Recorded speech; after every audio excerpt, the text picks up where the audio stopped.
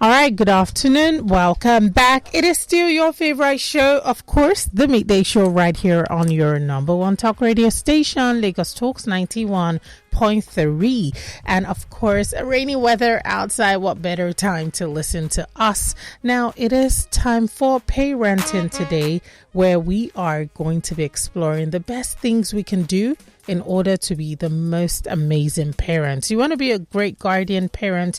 You want to make sure that you are putting in the best work when it comes to how we're raising the future, the leaders of tomorrow. You need to listen up. I'm no expert. My name is Paula Chine, but the great thing about this show, I have a co-host who is the pilot of the show. She is no ordinary co-host. She is the CEO of LagosMums. She is actually a parenting expert and a family affair expert as well. I'm talking about a darling, a sweet lady, and a very intelligent woman, Miss Yetty Williams. Hi, Miss Yetty. Good afternoon.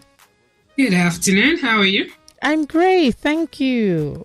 Yes, I hope so. To be fair, the rain kind of bit me when I got out of my car. But besides that little shiver, I'm great. Hello. Good. Yeah, I can hear you. Great. All right. Sorry to hear you get bitten by rain. Yeah. Oh, thank you, Miss Yetty. Now, I know today's topic is one that I'd love to hear from, because I'm one of those parents that I'll be honest, I fear how our children make use of the internet. So today's topic is making sure children feel loved and safe in a digital world. It is really hard because, to be fair, I know children who are pretty young. I've known one time Chloe complained to me about this WhatsApp group, primary school kids, and being bullied on there. You know, so I would really love to hear from you all about this. Yeah. This is actually a bit of a follow-up, I think, from our call last week, where we talked about the vocab world. Yes. If you remember what that stands for, the volatile, uncertain, complex, ambiguous.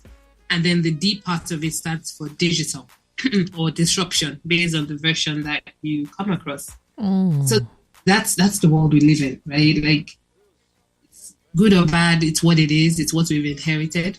You know, just the same way there are many things we are thankful for. I don't think a lot of us can imagine life where we didn't have physical books. Right? Imagine there was a time before printing press. And when printing press came out, if you look at research, there was a lot of hullabaloo then of, jobs were going to be lost because people who had to physically, handwrite, volumes of text, they suddenly lost their jobs because printing press could now do it much faster. Even back then, if you look at research, there were certain people that were concerned that, this will give women the ability to read anything. They can no longer stay, they will no longer be in the dark because they will now have access to knowledge and information that they didn't have before. Oh, wow. Amazing. I say all of this just to say that, we are in a very, very different time than ever before. But guess what? As human beings, we have gone through iterations like this. When things come out, they are so innovative. It seems as if the world is done for. But because we're humans, we're going to evolve. We're going to become better at using that particular innovation. And I wanted to just set that as the tone, because no parent can parent effectively if they are fearful of what they think they don't understand. Oh, wow. Amazing. Miss Yetty, I would love to also ask a very quick question right now. Today's topic being one that has to do with making a child feel loved. For a parent who you have given a child a device and they have access to the internet, of course, you're going to put up some, for lack of a better word, you're going to put up some security measures, yes, to make sure that your child doesn't access certain content. However, there is so much you can do to protect that child from what the internet, has to offer and show them. For a parent who's struggling with this, who's, some of these children don't come out right and tell you what they're feeling, but you can see that, they're spending so much time on their devices, the screen time is going up and they're just becoming a shadow of themselves. How can you, probe further? How can you dig further in order to make sure that that child is not just, going to be lost eventually? Mm-hmm. So I'll tie this to the question I think you had asked before when I was just trying to set the tone in terms of just, innovations happen. They've always happened. Okay. And, human beings, it's our job and parents to make sure that we're raising children who can thrive with what it is that we're basically, the times that we're living in. So let's stay with that example of the book, right? Okay. When the printing press came out, and so books became more available, it became cheaper as the technology got, more, what's what I'm looking for? More people started using it. Books started becoming cheaper. People could access it. It was no longer something that only a few people could access, right? So it became something that more people could get books. The more people were getting access to books meant that what came along with it, literacy increased, right? People actually had to be able to read, to be able to pick up the books and read. Literacy then became something that became more mass. It was no more something that was only available to the very small, very wealthy group that could access, the ability to read. I'm just trying to paint a picture here to say that things have always been around. And when books came out, nobody would give a 5-year-old an erotic book to read. True. Nobody would sit down and say, oh my God, books are out. Yeah, I'm so worried. Or because I'm so worried, number one, the children won't read any books. That's not an effective response. The effective response would be to try and ensure that the children that are reading books that are applicable for their age. Okay. Right? Nobody will give a child a book that's inappropriate. Definitely. Either erotic or thriller or crime, and give it to a 5 or 6-year-old and say, go and read that because they say reading is good. So I want us to use that and bring it into the digital world we live in. They have always been bullies. You mentioned about bullying, right? Yeah. They have always been bullies. They probably, unfortunately, will always be bullies. I don't know. Maybe it will happen, but I don't know that a time will come when every single human being in this world will be well-behaved, will be kind, will be empathetic. Not everybody is going to be like that. What we can do is to make sure that our children, number one, people that are trying to do something very different and be very intentional as parents, try to make sure that you are not raising a child who will be a bully, because bullies come from a home. They have a father and mother, and something happened to make that child a bully. On the flip side, you also want to make sure that we're raising children who are resilient, meaning that when a child comes across a bully, whether in person or online, that child is empowered to know what to do. What I find many times is a challenge is if a parent feels like, oh my God, this thing is so bad, cyberbullying is everywhere. First of all, it is not everywhere. Not every single human being has been cyberbullied, right? Yes, a lot of people are experiencing it, but okay, so what? Then what? That means you have to talk to your children. What does it mean? Some of them don't even know what cyberbullying is. You'll be amazed when you ask them. They'll be like, hey, but what I'm doing is not really so bad now. We're just having fun. And you ask them, but the person you are doing it to, do you think they're enjoying it? Do you think they're enjoying being made fun of? And then you see them say, actually, yeah, that's true. I didn't think of it like that. Wow. So information is important, and making sure that our children don't feel that they cannot bring what they're facing online to us. So, you mentioned that what do you do if you notice a child is changing? Many things can make a child change. Some children that are not even online can still be facing all kinds of negative things in their physical environment that they might be changing. And some parents don't notice those. What do you do in that situation? There are some children that are being abused, for example, by somebody right in their neighborhood or somebody right in their house. The child is changing and becoming a shadow of themselves, is retreating, is becoming very fearful. And the parents in the house don't even know what's going on because they don't know what the signs of abuse looks like.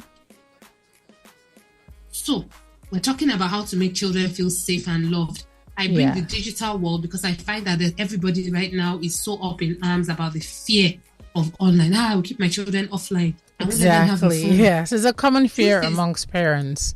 The truth is that is not the only solution. Even if you do not give your child a phone, I speak to a lot of children. They might not have a phone, but guess what? Their cousins have phones. Their friends in school have phones. And because the mom or dad are feeling very safe and secure under that hat of, I haven't given my child a phone, they're not talking about the dangers. They're not talking about how to prepare that child to be protected. So when that child goes to a cousin's house, for example, or a friend's house, and everybody here has a phone, and you've never talked to your child about what to do if they see inappropriate content online, guess what? That child becomes a victim of whatever people around them are doing, because you haven't taught that child that, listen, when you go out, if people are doing this, looking at this kind of content, what do? You have to build case studies and scenarios with the children, so that even we are not going to always be there, no matter how we try. So what do you do for those children to make sure they feel safe and they feel loved? Love means that they know that mom and dad, no matter what happens, you will always be there for them. You will listen to them. You will let them know that, okay, that might not have been a smart decision. However, we will deal with it together. A child knowing that feels safe. Then the second thing is the loved. Children need to feel the love and safety from home, because there's a lot going on around them, because a lot of people now are just not as kind, I think, as they used to be. Yeah. And I think it's also because we now have exposure to so much. So everybody is battered left, right, 24/7. We're not sleeping as much. We're always online. There's bad news all the time. 24/7, there's bad news. Nobody, whether you're 50, 70, 10, 20, can thrive when everything that's coming at you is constant, bad news. You're not resting well. You're not taking care of yourself. That's why we're seeing an increase in mental health issues as well. So I feel like everything is wrapped in one, and we shouldn't get carried away by emotions and then forget to say, all right, yes, digital has negatives. Yes, there's a lot of influence. Yes, there's a lot of bad stuff out there.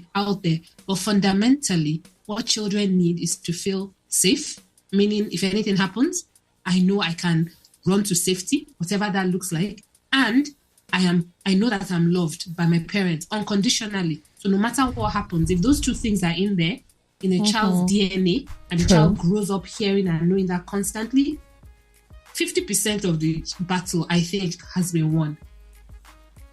Oh, wow. That's amazing. So it's done half of the work already. Yeah, because really, what does a child need? A child needs to know that there's somebody that has their back. It's not just that I give you food and I send you to school. Is that not good enough? That's not all a child needs. A child has always needed more. But I dare say that because today, all of us have less time, less quality time to spend with each other because of the world that we live in, the children might not be feeling that as much as we think they should. And that's what I want us to highlight is, can you actually be sure that your children feel safe, they feel loved, and they can tell you that they feel it? Not just assume that they should know that I love them. And they should know that the home is a safe environment. Is it really safe?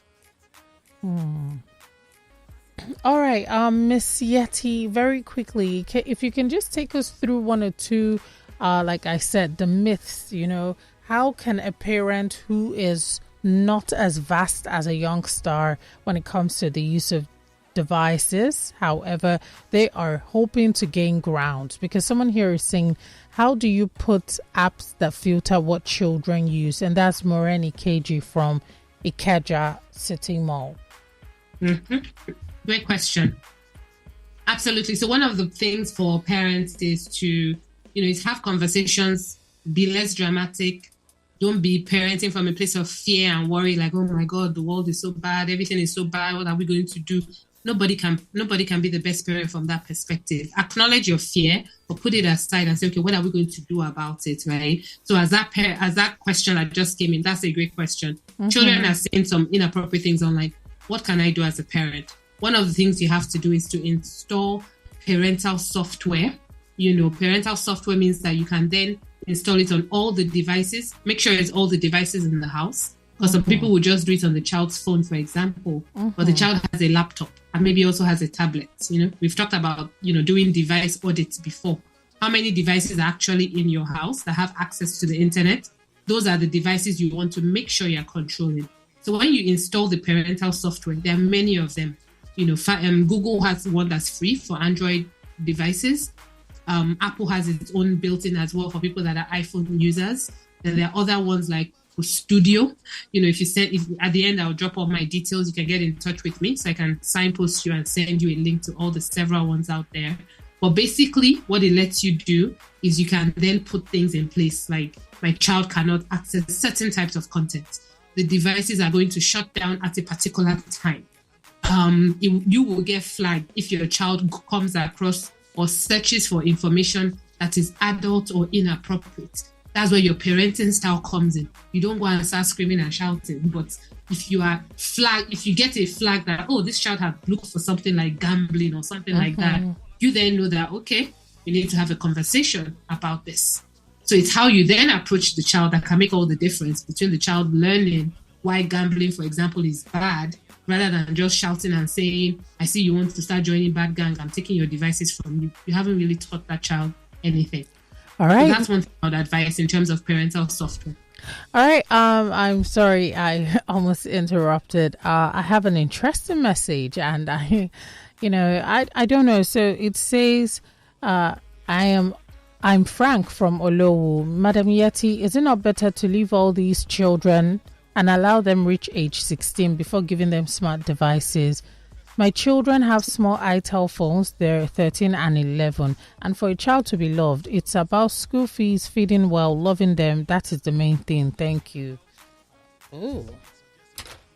Yeah, so what was the question? He didn't really say anything. So he's trying to say that for a child to be loved is just about school fees, feeding well, and loving them is the main thing. And he said, isn't it better to leave all these children to reach age 16 before giving them smart devices?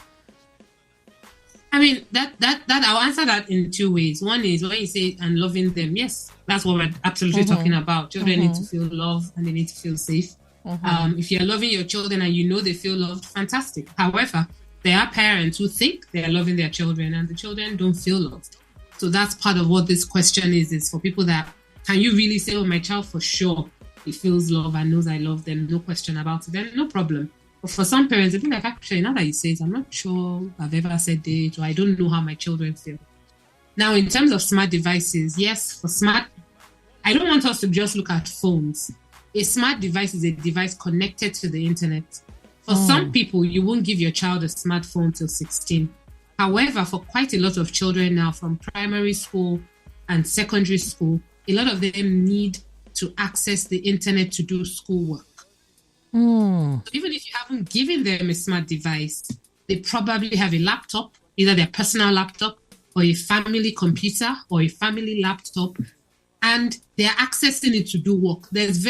I don't know if there's any school now, certain level of school, that will not require the child to use the internet to do some kind of work at some point, whether it's research or something.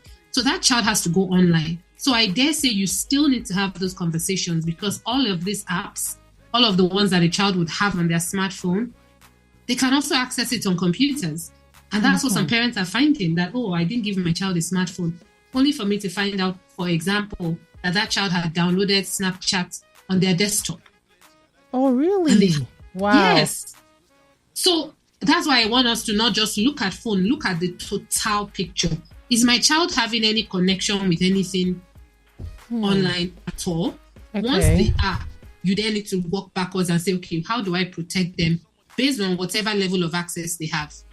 And sometimes for a child who uses a family computer, who maybe mom also uses that computer, dad also uses that computer, guess what? That child might actually be exposed to more, because that's an adult laptop. Oh, wow, really? You buy a laptop that's for a child, usually there's a level of control you put in place because you're like, this is a child's laptop. But when the child is sharing your laptop, because you're saying, I'm not buying my child their own laptop because you don't want to. Obviously, some people cannot afford to buy their children their own laptop. So it doesn't really matter the reason. But if your child is using an adult device in the house, please make sure that those same controls we're talking about, you also put it into place on those adult computers, because the children will have access once they're online. Oh, wow. Thank you so much. Miss Yetty, I have a message, one that has to do with TikTok here. El Nathan from Bishop Aboyadeko VI says, Please, can a 6-year-old child be addicted to social media? My niece likes to use her mom's TikTok, and my sister says it's only baby fever videos. I don't have TikTok, but I'm not comfortable. Please, is this okay? Yeah, what we call addiction, if we're looking at it from a technical perspective, something is an addiction when somebody cannot pull themselves away. Okay. They start to neglect doing other things. Okay. That's when something is an addiction. If somebody likes TikTok, but they know that, okay, I only spend 15 minutes on it. Once my 15 minutes is up, I put it away and I don't touch it again till tomorrow. That person is not addicted. They might really like TikTok. Do you know what I mean? They might really enjoy being on that platform, but they know when to put it away and go and do other things. Now, at 6 years old, and that's the other thing I was talking about, I like this question following what we just discussed, because that 6-year-old doesn't sound like he or she has their own phone. It's right? a little girl, her mom's phone. But she's using her mom's phone. So mom will be like, I just take it now. But the mom will say she doesn't have her own phone. But she might be spending so long on mom's phone that she's getting access to this platform. She's not being watched about. What is she actually seeing? You don't really know. You don't know how long she's spending. And indeed, at that age, the child can start to build a dependency. So that's where addiction can come in later. If at 6 years old, that child is spending, let's just paint a scenario, maybe 1 hour per day, every single day on TikTok, just watching all this short form content, just watching, liking, clicking, swiping to the next one. That child is building dependency. Suddenly, that child, a year or two of watching TikTok regularly every single day, back to back, with no check, can start becoming so hooked on it that you can start seeing addictive patterns develop. Oh, wow. So I hope the person that calls understand the flow of how it can happen. Even if that child is not addicted today, but that child is constantly watching content that they really shouldn't be watching. A 6-year-old should not be on social media at all. So they are watching it on mommy's account over and over. The child can build dependency, and addiction might form later on. So I would advise that in that situation, with love, you can let the parent know, these are the reasons why I don't think you should be allowing your daughter to watch it, because of some of these reasons, blah, blah, blah. And leave it at that. Wow. Ms. Yetty, thank you for taking out the time for us to learn how to make sure that our children feel loved and safe in a digital world. Is it really bad if the only time you really hang out with your kids is when you're like watching cartoons or content? It doesn't have to be online. It can be on cable, but you're just watching something as opposed to putting the television off and just being quiet or staring into each other's eyes. Is it wrong if, every time you hang out with the kids, you're either watching something on a screen or, just consuming content together? You said the only time. So when I say hang out, like, how, basically during the week, there's a lot to do. You don't really spend time. You might see them, but you're not spending that much time. But how the weekend, you can lay in bed, you can just lounge around the house. And then, of course, that's when all of you are not busy. The whole day you have to spend together. So maybe, some parents might not know what to do during that time. And they're like, oh, let me just keep them busy. So they're either consuming content with the kids, even, kids appropriate content, and also watching cartoons and, all of that. Is it wrong if that's the only way, that they get to spend so much time together? I think I feel like it's a blanket question, and I can't say yes or no. But if you're not spending quality time with your children, and the only time you have with them, you're consuming content, you're watching cartoon all day, that's not how I would personally use my time. If my time was constrained, that's not how I would spend my time with the children. I would rather do more engaging things where we're talking, we're playing. You can be playing games, go for a walk together, do things where you communicate. When you're consuming content, you might not really be communicating as well as you think you are than if you're doing something without screens. But, everybody's situation is different. What I would advise is you make sure you're really communicating, especially if you've been busy all week and weekend is when you have time. Make sure you're doing things together, not just passively consuming content. That's what I would say. Also, even though we're calling it age appropriate, we are seeing that a lot of the cartoons out there now, even for younger children, they're quite suspect. Yeah, to be fair. They're starting to put all kinds of information in there subliminally. So, and when it comes to media, I just think the more we can reduce, and when we're with the children, to try and do things off screen as much as possible. I'm not saying to go and watch a movie, don't do things, but try and make it more quality time than screen time. Wow. Thank you so much. I love that, Miss Yetty. For those who are listening, thank you for always enlightening us and teaching us, telling us, informing us, keeping us updated as regards parenting and the right things to do.